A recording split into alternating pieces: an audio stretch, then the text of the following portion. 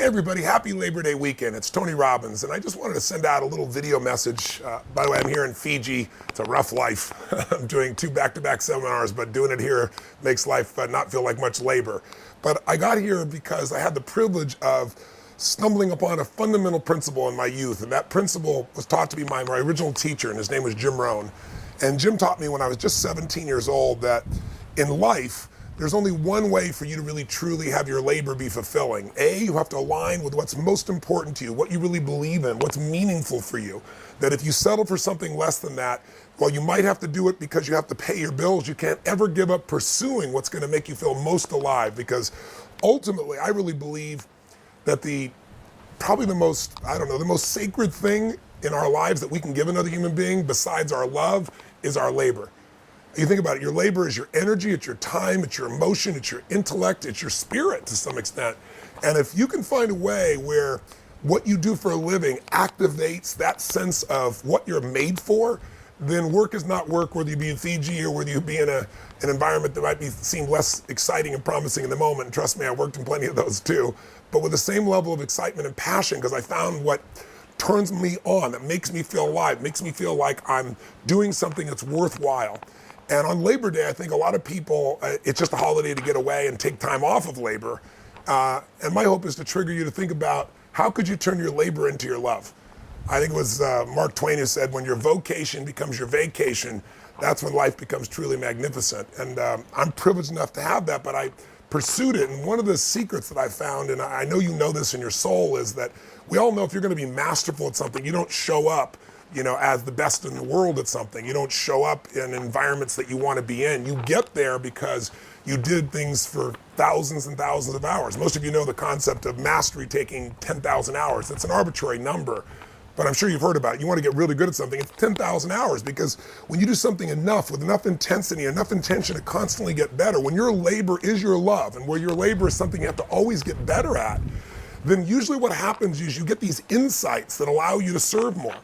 But I also think that labor, we're talking about this weekend, what makes people fulfilled by their labor is their motives for it. If your motive is just to make money or just to pay your bills or just to get rich or whatever you think that's going to be, those people never really are fulfilled even if they make the money. The most fulfilled human beings in my experience, and I've had the privilege of working with literally 4 million people from 125 countries now around the world, the people that are most alive, regardless of the economics, are people that have found something that they really feel the motive is more than just themselves. We all know what it feels like when you're trying to do for something for someone you love and you're not doing it as a trade, you're not trying to get something back, you're just doing it because it's what you're made for. And I always tell people motive does matter. That if you're just doing something for yourself, there's nothing wrong with that, because life supports whatever else supports life. If you're part of life and you're trying to do something that's going to make your life better, I think the universe, God, whatever proper term for you, whatever your belief system is, infinite intelligence gets connected to you and it gives you insights. But I think if you're trying to serve more than yourself, more life than just you, when things support more of life shows up to support you. And that might sound kind of airy-fairy, but it's my experience. When you're trying to support your family, when suddenly I had 4 kids, 3 of them overnight, my life changed, my intellect changed, my abilities changed, because I was trying to serve something more than just me. When I started really focusing on how to serve a community and then a country and then humanity, as corny as it may sound, you get insights you won't get when you're just trying to somehow, make your labor happen or get the job done. So labor could be love, and it isn't for most people. Most people, I think, are unhappy in their life because they look at labor as work. They look at it as, why should I have to effort so much? And in my experience, effort is the reward. If you are doing something you love, it's there. So if you don't have it, you might say, Tony, that's all wonderful. You're in Fiji and you do what you love and I don't have that. Thanks so much for giving me the lecture. I'm not coming from that place. I'm coming from the place of saying you can discover something that you're really passionate about, but in order to do it, you got to get out of the story of what you can't do and you got to put yourself on the line. I mean, so many people right now, this Labor Day, are out of work. And when you don't have the privilege to be able to work, you start realizing that work really is a privilege. And most of us know that 2/3 of the planet's living on $2 a day. So no matter how difficult our life may be, most of us, our worst challenge is somebody else's greatest dream. And I think it starts with the gratitude for what we already have. It starts with understanding that what's wrong is always available, but so is what's right. And if you and I can figure out what's right with what we do, if we can start where we are and enjoy that labor, everything changes. I'll give you a silly example, kind of a funny story. I had some partners in business when I was just, I think I was 18 years old, 19 years old. And one of them, they're both good friends of mine still, but one of them kind of called out to me, and they're Harvey and Marilyn Diamond. If you ever read the books Fit for Life, they were my partners before that book was written, and I kind of helped them build that business up initially. And it was a health business, and I believed in it, I was passionate about it. And Harvey and Marilyn got involved with a particular guru that they really believed in India. And gradually they started to decide that what they were going to do is they were going to do this chant in the seminars we're doing, which were seminars on how to become in a peak state of fitness and health. And we're doing them for successful business people those days in Beverly Hills and West Los Angeles and a couple other areas. And I was concerned that they were now going off to India to have these spiritual experiences, and they were going to come back and they were going to try and convert people to some form of spirituality. Whether it was right or wrong didn't matter, just it wasn't what we were in business for. And I wanted to change people's lives with health. So being a young kid and thinking you have all the answers, I went to India with one thing in mind. I'm going to make sure that I have a conversation with a guru and he straightens my partners out so they understand that their labor is a gift and they need to give their labor separate from their spiritual beliefs. So I go off on this journey and I go to India and I stay outside this ashram because I'm not a follower of this thing. And they're in the ashram and I go have my meals. And one day I come back from having this meal and this little monk comes up to me and the monk says, excuse me, I've not met you. I introduced myself and he says, what are you here for? I said, well, I'm here to see the guru. I want to have a meeting. And if you know anything about India, you don't just have a meeting with a guru. People come for 5 or 7 years and don't get such meetings. And I said, I'm here to get his help to straighten something out. It's very important with some of his followers. And the man said, well, I haven't seen you at Seva. And I said, what's Seva? He said, well, Seva is where you come and volunteer your time to give work, to give labor to the guru. And I said, I'm not a follower of the guru, so I don't do seva. He goes, yeah, but you're staying in the guru's place. I said, I'm paying to stay in the guru's place. He goes, it doesn't matter. You're eating the guru's food. I said, I'm paying for the guru's food. He goes, but here you have to pay and you must give labor. And you must volunteer 4 hours a day to seva. I'm thinking, you gotta be kidding me. But after he left, he said, you should report to this place for your assignment. I'm thinking, there's no way I'm gonna do this. But then I started to feel guilty. I see all these people, doctors and lawyers and moms and kids, and they're all working. And so finally I report for Seva. Thinking, all right, I'll get this out of the way. And so I show up for the Seva, I'll never forget, right, for my labor, remember? And the guy looks at me and goes, oh, big man, furniture mover. And I go, oh, no, I got a bad back, which was true, but I was exaggerating how bad it was at that moment just because I didn't want to do a bunch of heavy labor. And when I was growing up, I grew up very poor. And I'm the oldest of 3, and I had to do all the shopping, all the grocery shopping on my bicycle, come home, make the meal, and I was happy with all that. But then, right when you wanted to be done with your work and go watch sports or do something great, I had to wash the dishes. So I swore someday I will never do the labor of washing dishes. I will afford a dishwasher. I will find some way to not have to do dishes. I tell you this as a background because when I told him I couldn't be a furniture mover, he looks down and goes, oh, only one other job left, dishwashing. Now, dishwashing in India is a different labor than you might picture in your kitchen. And you're in this ashram, and I report, and there's these milk solids and yogurts on the floor, and you're standing in your bare feet, and you're taking these filthy dishes coming across, and it's 4 hours a day for 6 or 7 days. I'm telling you, I was so angry, I was so mad, I was mad at myself that I was there, and I was washing these dishes and upset, and plus I was a vegan, and I didn't like the fact there was milk on the floor. I was judgmental about everything. In the middle of all this stuff, after about an hour of being angry, I got tired of being angry, and some part of me kicked in and goes, damn, whatever you do, you're the best at it. Why don't you be the best damn dishwasher? So I started washing these dishes with a frenzy. I'm like, come on, guys, speed this thing up. And something magical happened. The thing that I thought was most disgusting and filled with labor and work became play. And I started to laugh at myself. And I thought, what an ego jerk you are to think that you're below washing some dishes. And then I got beyond my ego and jerk into, why not just enjoy whatever you do, and then when you do, all of a sudden it's not work anymore. And that was my great spiritual breakthrough. I eventually did meet with this guru and try to straighten him out, but he didn't think very much of an 18-year-old kid straighten him out. He laughed quite a bit. He did talk to my partners and said, I think you guys should just keep teaching what you're teaching, and Fit for Life went on to be one of the most successful books in history. But I can't claim credit for that. I was a part of that little piece. But I will tell you that if you can Get over what, if you can get yourself to love to do the stuff you hate to do, then there's no limit to the success you can have in your life.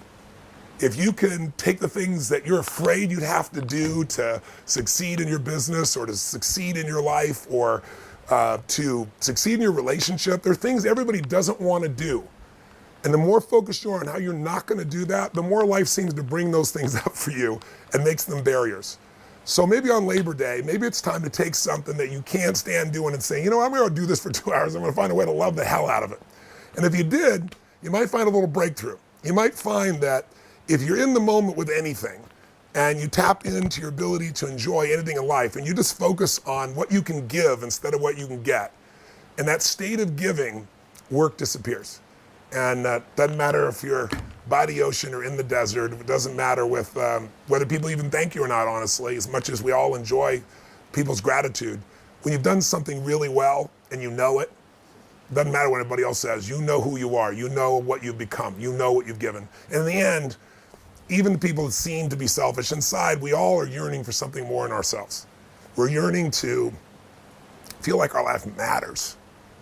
And I see people all the time, it makes me choke up, who are just working their tail off and they're just so focused on the work that they've forgotten that it's a gift they can give. Sometimes that gift is just their joy. Sometimes that gift is your attention. Sometimes that gift is a level of effort that's extraordinary. And I think one of the reasons I've been able to reach so many people is when people come to my events, if you can imagine, you know, most people won't sit for a 3-hour movie that somebody has, you know, spent $300 million on. And I take people for a weekend for 50 hours. I've got, you know, Oprah Winfrey there, who says, I won't sit for 2 hours and ends up loving it and becoming a dear friend. And I've got a soccer mom from Germany on a headset translated for 50 hours.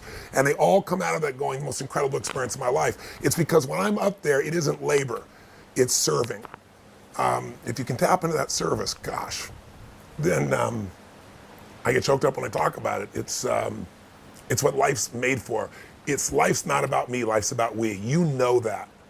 Maybe on Labor Day, it's a good time to remember that labor is service and service is life. And then when we serve something more than ourselves, we feel more alive. So that's my 2-second rant. I'm an emotional guy, and it's an issue that I think most people are missing. And it's you see so many people out there without a job or jobs that are just completely unthanked. I think one of those jobs is all of the people, and the men and women in the armed services that are going out there working their tail off, giving their labor where their life is on the line for us. And I hope maybe on Labor Day you'll think about some of those people too. So take care, blessings, live strong, and live with passion. Passion. Passion.